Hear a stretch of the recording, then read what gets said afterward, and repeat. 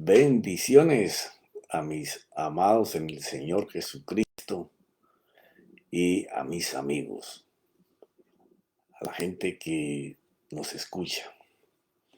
Bueno, estuve fuera del país, visité un lugar que definitivamente va a ser tierra santa de avivamiento.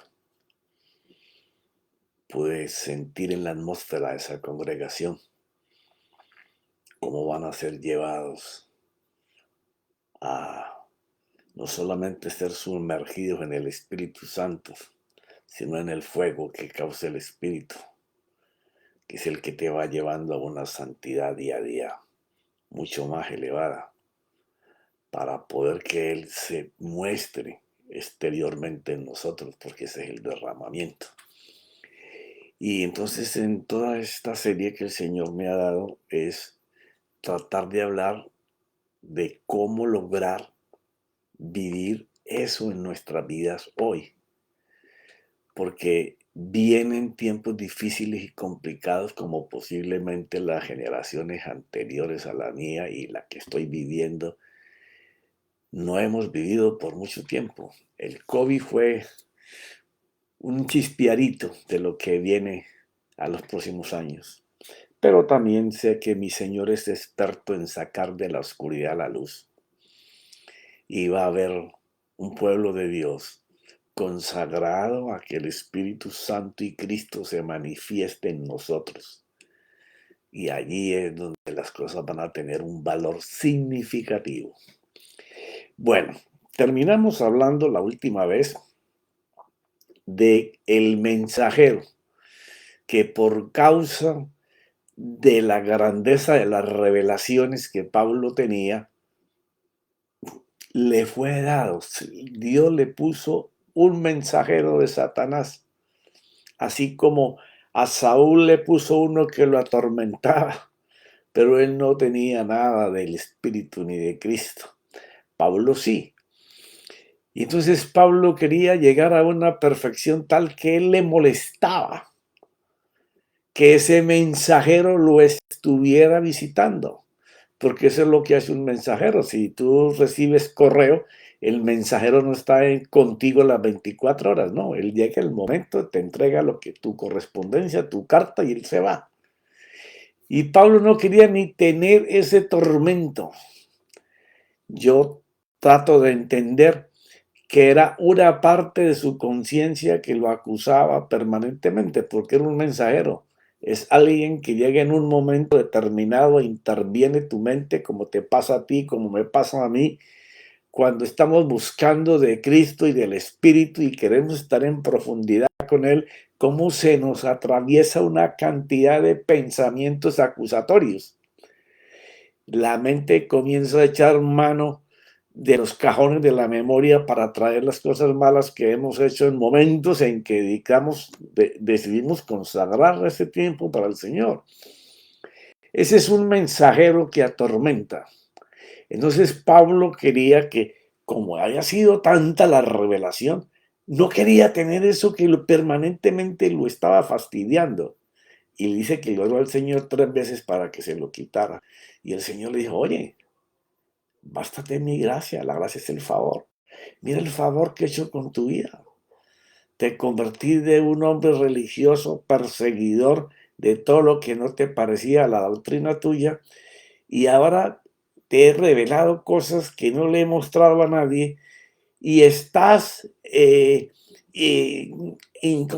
inconforme, porque todo lo que te he dado no es suficiente para quitar ese tormento que te seduce, que te quiere tentar para que caigas.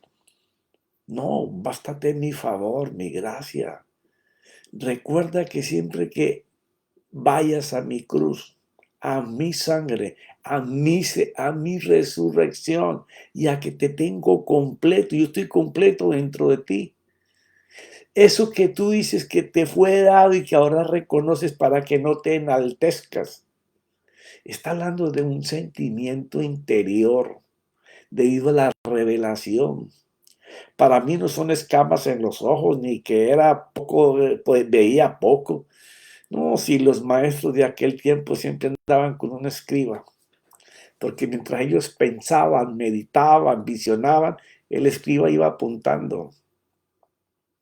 Cuando él habla de con cuán grandes letras te escribo, no es que estaba ciego, era que lo que estaba diciendo tenía autoridad para hacerse. Por eso habla de escribir en mayúscula, como para que lo entendamos hoy. O sea, el mensajero era alguien que venía de vez en cuando a recordarle lo que había sido. Eso es lo que yo entiendo en las escrituras. ¿Por qué? Porque la seducción siempre va a estar, porque estamos hablando de las cosas que nos impiden estar permanentemente con Cristo y el Espíritu Santo en comunión. Y lo único que a un creyente lo saca de esa línea es ser seducido o ser tentado. Ahora, la seducción te va a hacer pensar en cosas. Ahora, ¿qué necesitas para ser tentado? Oportunidad, ocasión. Usted no va a ser tentado si no tiene una ocasión de probarse que está siendo tentado para pecar. Por ejemplo, un adúltero necesita, llegue a la seducción de querer estar con una mujer diferente a su esposa. ¿Y qué necesita? Que se le presente una mujer que sea fácil para convertir esa acción. El que roba, ¿qué necesita? Una oportunidad donde él pueda llevarse lo que ha sido dejado olvidado. Y así sucesivamente podemos hablar de muchísimas cosas. Entonces, Pablo, después de que reacciona y se da cuenta de que ese hombre de pecado no se va a ir, y eso tenemos que tenerlo claro. El hombre viejo que se acostumbró a vivir con el sistema de este mundo va a estar con nosotros hasta que partamos de este mundo. Él no se va a ir, él está sujeto, encarcelado, aprisionado por Cristo. O sea, entre más palabra podamos tener en el momento de la seducción a la tentación, que es la que se va a convertir en pecado, es cuando más nosotros nos tenemos que basar en las palabras que nuestro Señor nos dio en esa cruz, en donde todo fue llevado. Lo estamos viviendo, sí, porque nuestra mente va a ir constantemente a sacar los recuerdos malos para atacarnos en los momentos en donde deseamos comunión con Él. ¿Y cómo me evito eso? Bueno, simplemente mirando lo que Dios ha hecho por nosotros, lo que hizo en la cruz, en la resurrección, lo que ha hecho desde el momento en que nosotros lo hicimos nuestro Señor, nuestro Rey, lo que nos ha hecho caminar en bienestar.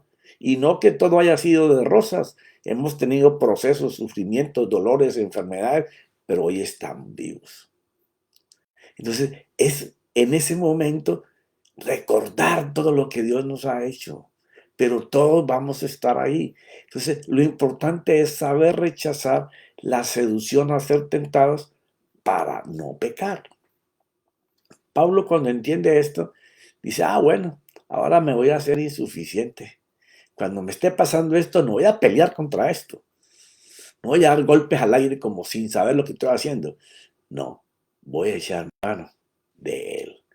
Me voy a ser humilde, me voy a humillar al máximo y voy a recordar lo que ha hecho por mí.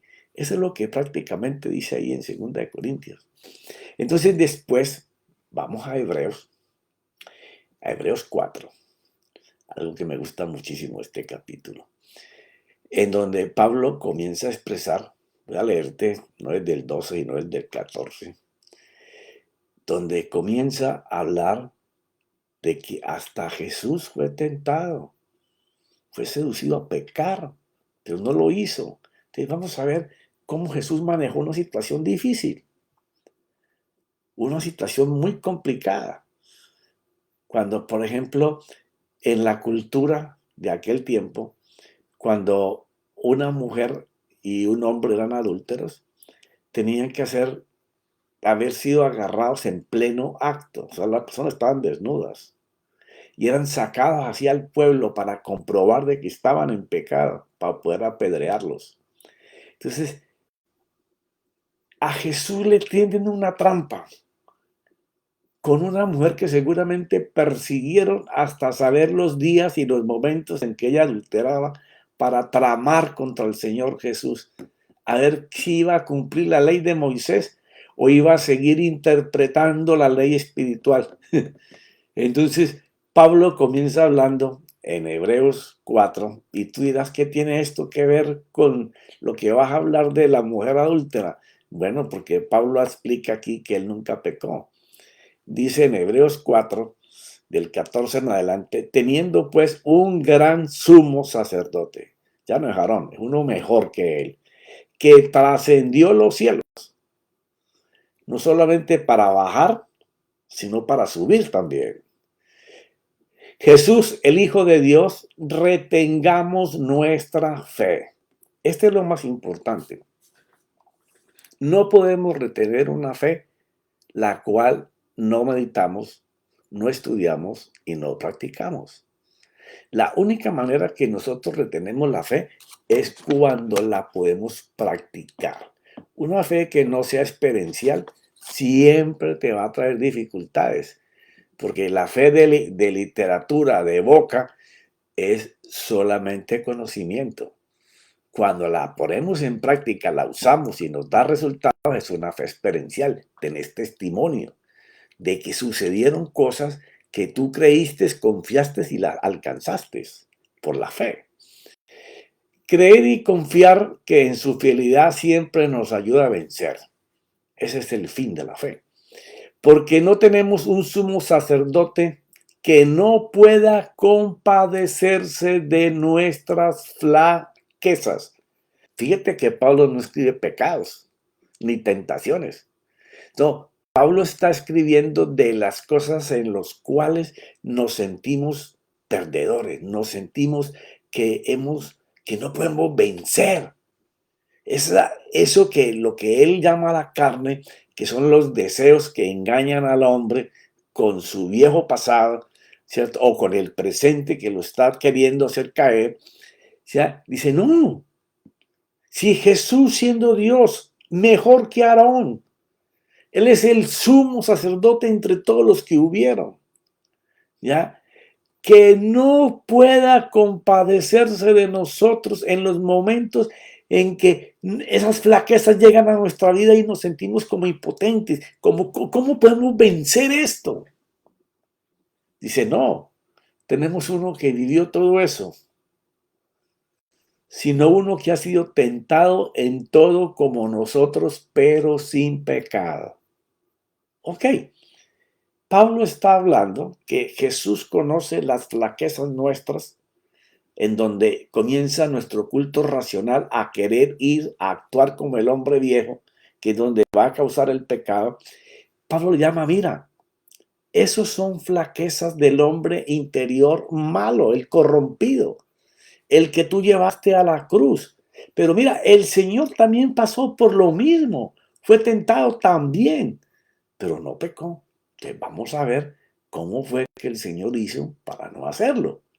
Y él hizo uso de la palabra y enfocó sus sentidos en la escritura que es Cristo. ¿Y por qué esto es importante? Porque lo primero que el hombre perdió, por lo cual llegó al pecado, es el oído. Y lo segundo, la vista. Toda la Biblia, a partir de ese momento, habla al hombre para recuperar su oído para que pueda ver como Dios lo creó al principio. Poder ver porque cuando el hombre es creado a imagen, es parecido. Él es espíritu, nosotros somos espíritu. A su semejanza es a pensar, hablar y hacer como Dios lo hace. Así fuimos creados. Pero entonces toda la Biblia hasta que se termina es hablando de que el hombre vuelva a entregar el oído y el ojo para que la fe funcione. Porque la fe no es nuestra, es de Dios y nos la dio.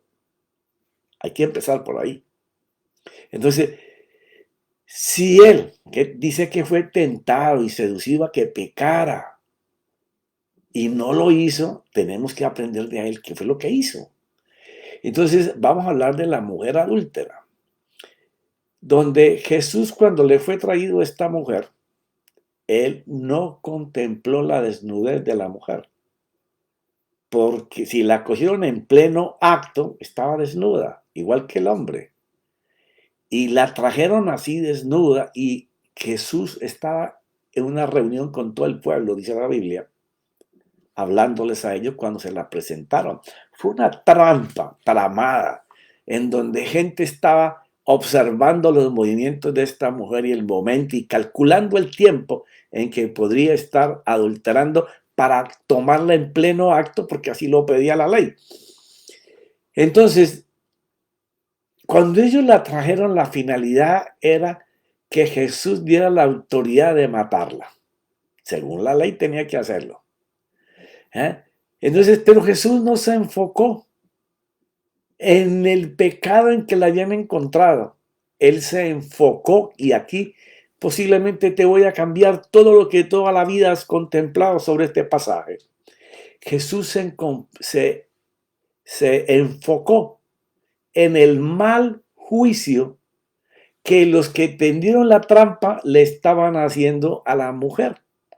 Y por ese mal juicio, ellos mismos fueron enjuiciados. No es un trabalengua, simplemente quiero que me acompañes a las escrituras y podamos mirar. Porque como te lo he dicho tantas veces, la Biblia no se escribió por versículos ni por capítulos. La Biblia era un solo pasaje. ¿Por qué? Porque Dios habla por mensajes. Entonces vamos a tú y yo a abrir las escrituras y vamos a leer, a observar, a puntualizar, a meditar en palabras claves. Mira, vamos a empezar ahí en Juan capítulo 8 del versículo 1 en adelante. Esto se trata de la mujer que fue cogida en pleno adulterio. Dice que en el capítulo 7, que lo vamos a tocar ahorita en un paréntesis, Jesús, después de una discusión que tuvo con ellos, en que ellos no lo pudieron enjuiciar a él, Jesús se dirigió al monte de los olivos a orar. Ahí empieza el capítulo 8. Y al día siguiente, al amanecer, después de haber orado toda la noche, volvió al templo. Y dice que todo el pueblo venía a él y él se sentó y comenzó a enseñarles. Jesús se sienta a las afueras del templo y comienza a enseñarle a toda la multitud. Multitud. Todo el pueblo venía a él. Ten en cuenta estos detalles. El versículo 3 narra la trampa. Los maestros o los escribas de la ley y los fariseos llevaron entonces a una mujer a la que habían sorprendido en pleno acto de adulterio. Entonces, conociendo cómo era la cultura y el manejo de la ley de Moisés en aquel tiempo, estos hombres que el día anterior no habían podido acusar a Jesús, que lo vamos a ver ahora en un ratito, planificaron, porque ya conocían que la mujer era adúltera. Planificaron tiempo, momento, para calcular todo y cogerla en pleno acto del adulterio. ¿Ya? Entonces dicen el versículo 3 de Juan, los maestros o escribas de la ley, los fariseos, llevaron entonces a una mujer a la que habían sorprendido en pleno acto de adulterio. La pusieron en medio de los presentes. Ahora fíjate lo que está pasando aquí. Yo te invito, como siempre te digo, a que le pongamos las figuritas a las palabras que leemos. Imagínate, Jesús está en el templo a las afueras sentado, enseñándoles. La multitud debe haber sido muy grande. Suponte que no sea tan grande, mírala como tú la quieras mirar. Para mí un pueblo es una multitud grande. Y la pusieron en medio de todos los presentes. O sea, vinieron a avergonzarla delante del pueblo por el pecado que hacía, y fuera de eso querían que Jesús declarara juicio conforme a la ley de Moisés. Y dijeron a Jesús, Maestro, esta mujer ha sido sorprendida en el acto mismo de cometer adulterio. La trajeron desnuda, como era en aquel tiempo, para poder apedrearla. En la ley de Moisés nos ordenó que se matara a pedradas a esta clase de mujer. ¿Tú qué dices? Ahora, aquí entra la parte de lo que es ser religioso. porque la religión te lleva a que tu dedo siempre juzgue lo que tú consideras verdad y te olvidas de lo que es la gracia y el favor de Dios. Y Jesús caminaba bajo el dedo de la bendición y la gracia de Dios. Él no iba a estar de acuerdo con algo que estaba escrito, que Dios mismo lo había mandado a escribir. El problema es que quienes le llevaron la mujer no lo estaban haciendo correctamente. ¿Tú qué dices, Jesús? Ellos le preguntaron esto para ponerlo a prueba y tener así de qué acusarlo. O sea, Jesús tenía que decidir en ese momento si la acusaba de pecado o la perdonaba. ¿Ya? Y si él la perdonaba e ignoraba la ley de Moisés. O sea, era una trampa sistemáticamente tendida donde participó mucha gente para hacer que Jesús cayera. Pero Jesús se inclinó y comenzó a escribir en la tierra con el dedo.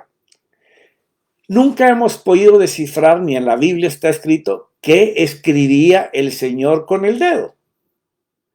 Pero si nosotros vamos y miramos cómo Jesús actuaba, que él actuaba conforme la ley estaba establecida, porque él vivió bajo la ley e implantó la gracia, él vino para explicar espiritualmente cómo Dios había dado la ley en base a la gracia de Dios.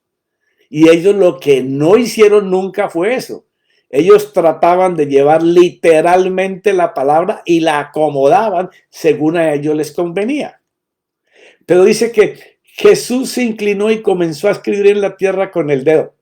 Vamos a ver qué pienso yo que escribía el Señor para que la ley de Moisés estuviera incompleta y no pudieran apedrear a esta mujer. Porque de eso se trata. Mirar por qué la gente se fue. Y no pudieron apedrearla como querían y la trampa no funcionó. Luego, como seguían preguntándole, se enderezó y les dijo, aquí ten en cuenta, la mujer está en medio de la multitud, está desnuda. Jesús no está enfocado en la mujer, ahora se enfoca en los que la están acusando. Y con ellos es que trata todo el tema. ¿Ya? Entonces dice, o sea, Jesús no prestó que sus sentidos se enfocaran en algo que él no vivía, porque él no tuvo esposa. Él posiblemente jamás vio a una mujer desnuda hasta ese momento. Entonces, él no estaba enfocando su mirada en esa mujer, estaba enfocando su mirada en los que la acusaban. Y mirándolos a ellos fue que comenzó a escribir. Luego, como seguían preguntándole, se enderezó y les dijo, aquel de ustedes que no tenga pecado, o sea, él los conocía, y volvió a inclinarse, y les dijo, si no hay alguno de ustedes que no tenga pecado, que le tire la primera piedra.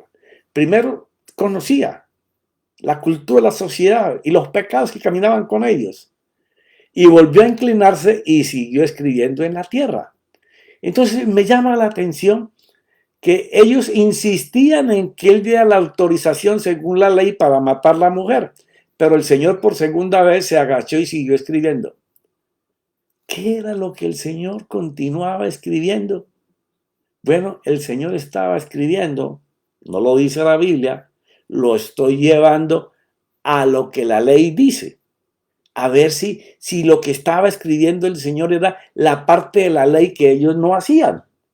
Ya, no lo dice la Biblia, lo estoy colocando en el contexto para que tú y yo lo podamos ver de otra forma distinta.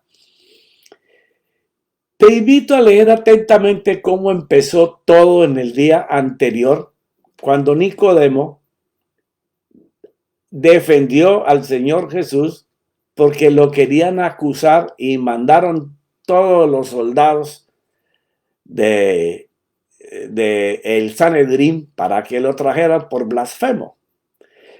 Pero resulta que cuando los soldados llegaron, el Señor, imagínense, estaba en el día que se terminaba la fiesta de los tabernáculos y comenzó a decir que el que no hubiera quedado satisfecho con toda la fiesta y con todas las palabras que han escuchado, que vinieran a él que Él tenía la vida, que daba agua viva, que brotaría en ellos causando ríos, fuentes.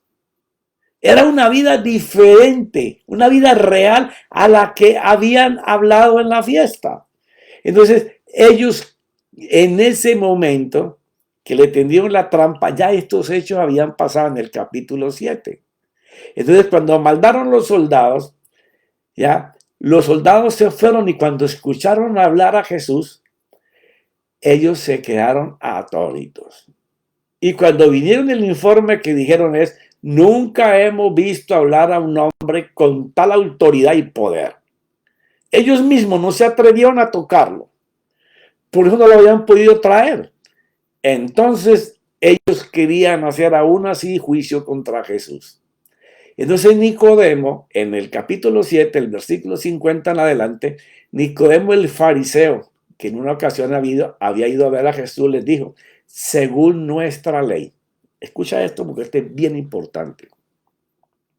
Nicodemo está haciendo uso de la ley que fue establecida por Moisés.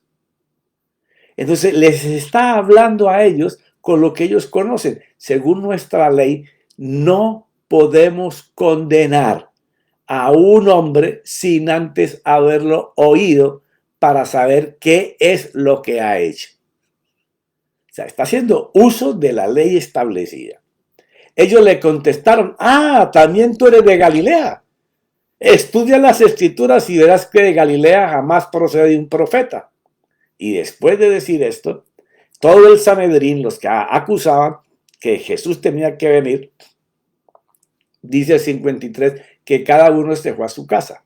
¿Por qué? Porque no podían hacer juicio según la ley establecida porque no estaba presente Jesús. Quiero hacerte notar esto porque esto es importante para el capítulo 8. Todos los que acusaban se tuvieron que ir a su casa porque no podían hacer juicio según la ley establecida porque no estaba presente Jesús, porque no estaba presente Jesús. Y aquí me voy a pasar unos minutos, pero es bien importante. Entonces, ¿qué escribía el Señor en el suelo? La Biblia no lo dice, pero te voy a hacer notar algo que sí está escrito. Ellos solo llevaron a la mujer, pero por la ley debían de haberlos llevado a los dos, al hombre y a la mujer. ¿Por qué razón? Porque si a Jesús no lo pudieron enjuiciar en el capítulo 7 porque no estaba presente, ahora la misma ley tenía que validar el siguiente día con la mujer adúltera. ¿Que era pecado? Sí, pero faltaba una parte que la ley establecía. En Levíticos 20:10 dice, si un hombre comete adulterio con la mujer de otro hombre, o que cometa adulterio con la mujer de su prójimo, cualquiera que sea, el adúltero y la adúltera ciertamente han de morir ellos. Quiere decir que ellos no tenían la posibilidad de ganar un juicio porque solamente llevaron la mujer para hacerle una trampa a Jesús.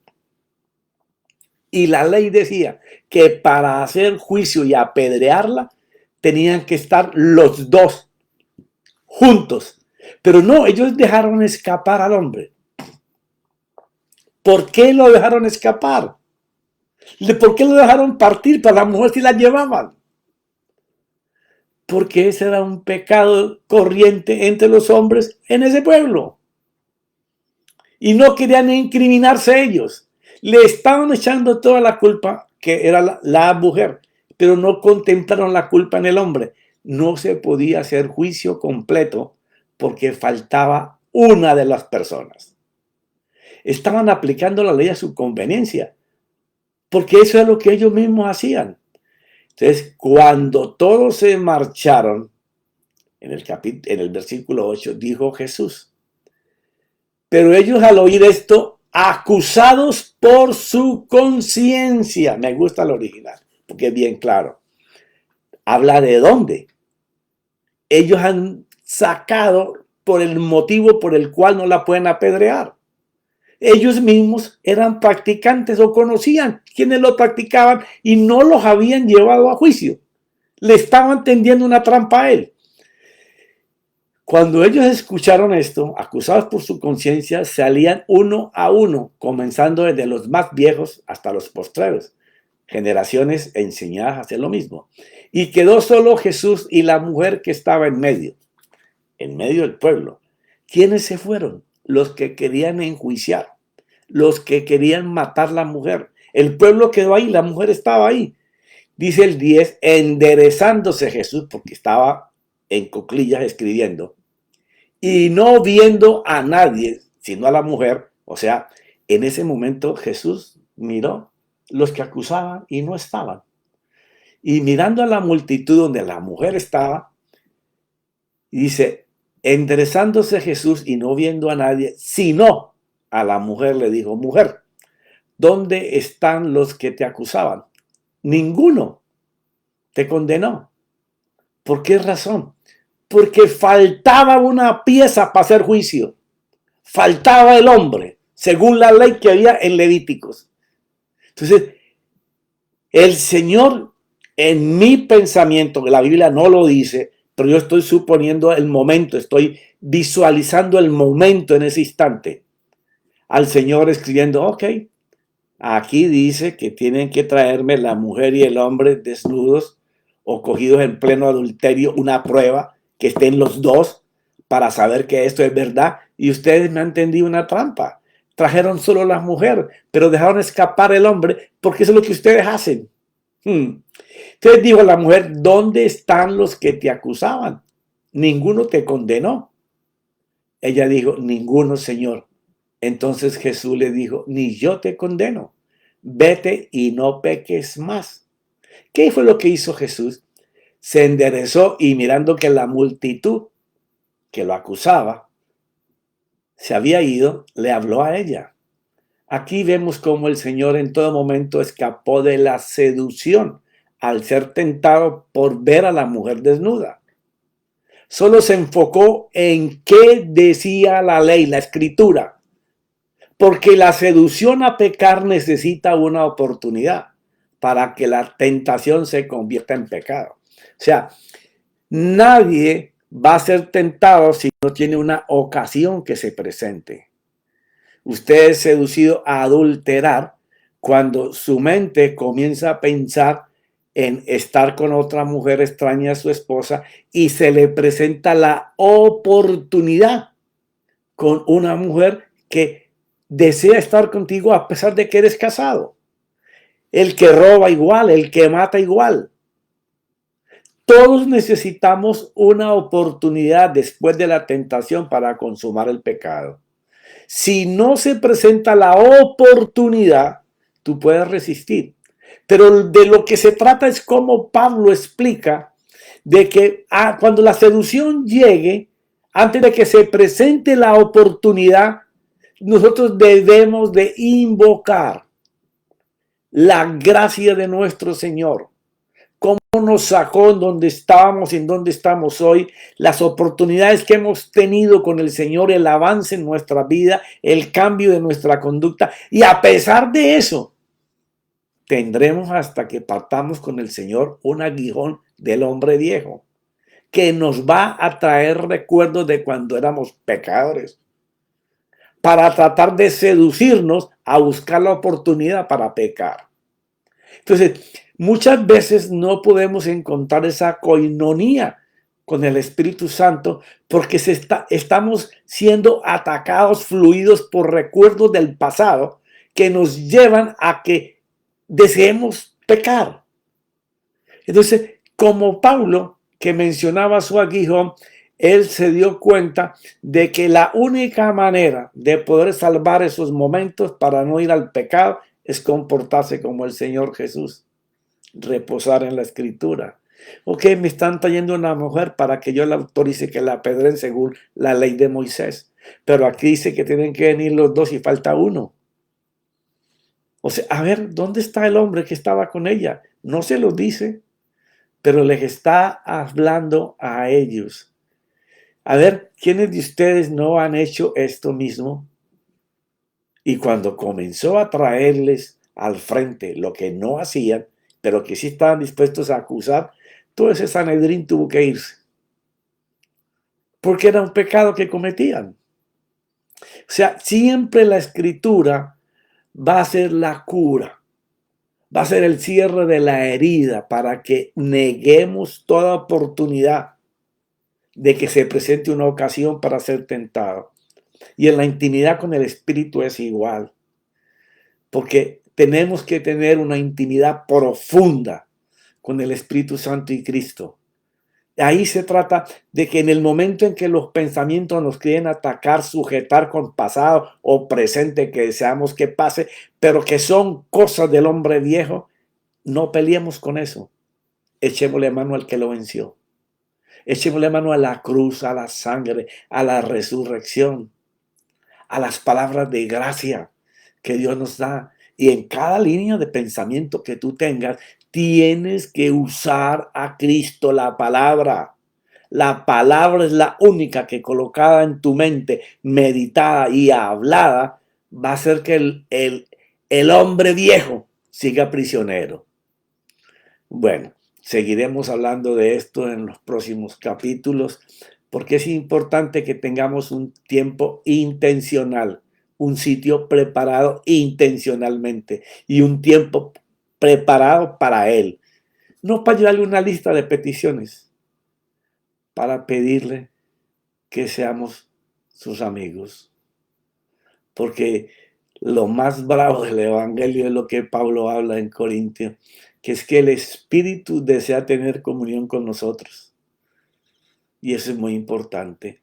Y bueno, mis hermanos, todas aquellas congregaciones que están buscando que el Espíritu Santo explosione sus congregaciones, tienen que tratar con la intimidad. Tienen que tratar con su pueblo de cómo vencer los pensamientos que atacan, porque van a venir en el momento en que nosotros deseamos ardientemente estar con Cristo y su Espíritu. Los avivamientos vienen y el gran avivamiento del mundo viene, aunque todo sea tiniebla. Ahí es donde es especialista el Señor en mostrar la luz. Padre, te doy gracias en el nombre de mi Señor Jesucristo. Gracias, Espíritu Santo, porque tú eres el único que nos puede revelar lo que tenemos que oír, ver y hacer. Gracias, Espíritu Santo. Amén y amén.